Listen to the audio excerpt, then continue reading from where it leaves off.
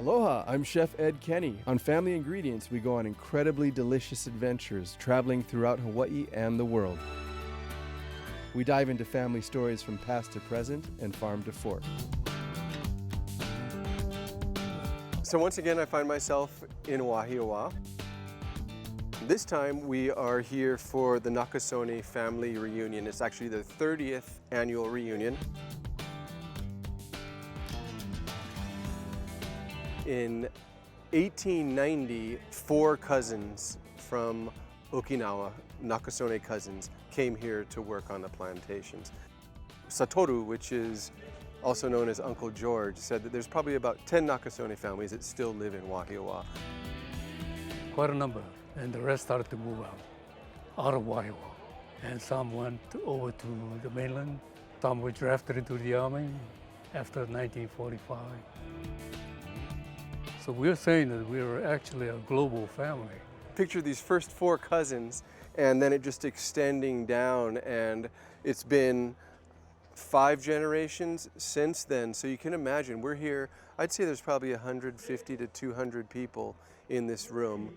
Tonight I met everyone from marathon runners to teachers to a lifeguard to attorneys and doctors. The family played a big role. Yeah, brings When hard times were there, the family came together and really supported, in whatever capacity. So you get together like this every year? Every year. Okage-sama-de. It's because of you that we are here tonight. Kanpai.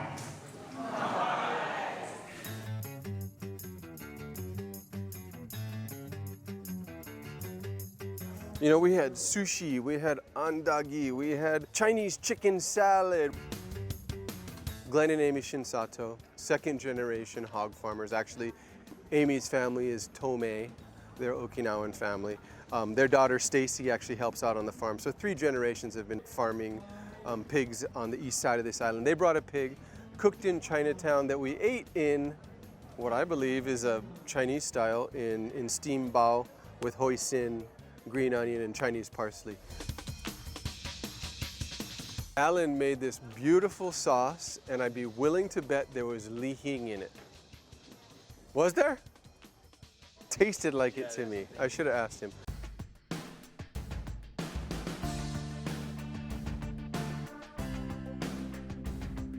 And then we also had for dessert this local favorite that took me back. It's like this ice cream mixed with condensed milk or something, and I haven't had it since I was a little kid. And tonight, Scott Ono brought almost the same stuff in these little cups.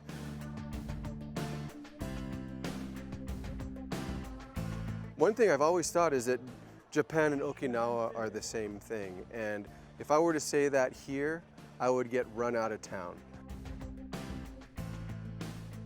It's almost like calling an Australian a Kiwi or a Kiwi an Australian.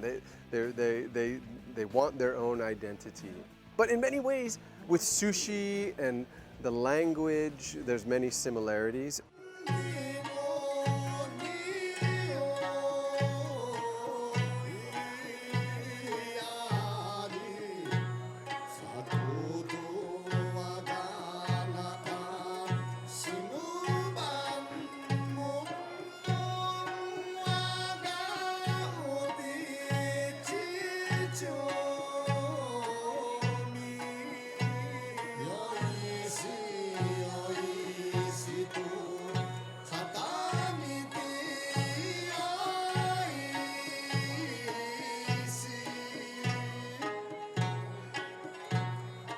The dance group that came in, Joanna, she's 28.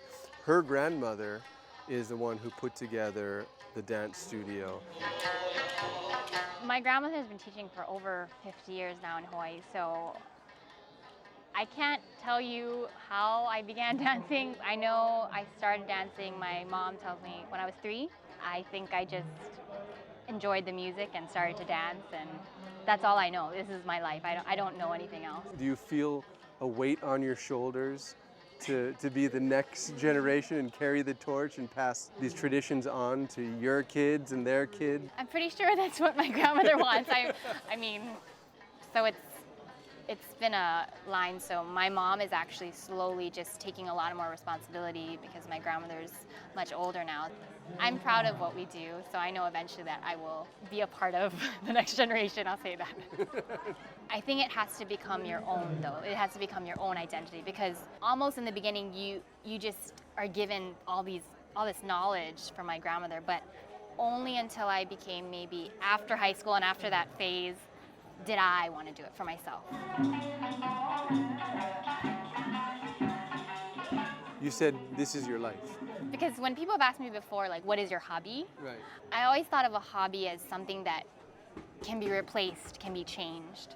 I can't imagine not dancing, so it's hard for me to call it like a hobby, I guess. It's just what we do. Right. You spoke of that moment when you kind of had that realization, like this was, you had to take in kind of ownership, or you had to make it your own.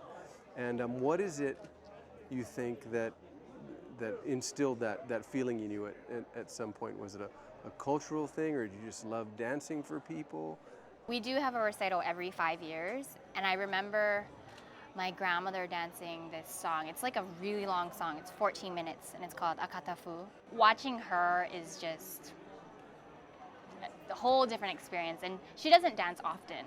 So it was a recital, and it was just her spotlight, and I remember just watching her and like just tearing up because she has so much emotion that evokes from her dancing, and I just saw that her passion for dancing, I wanted that, and I wanted to put more of myself into that. And so I remember after that having a different attitude, not just coming to practice because I have to, but wanting to get better every time, putting your heart in it, and just sharing that passion with your audience as much as you can.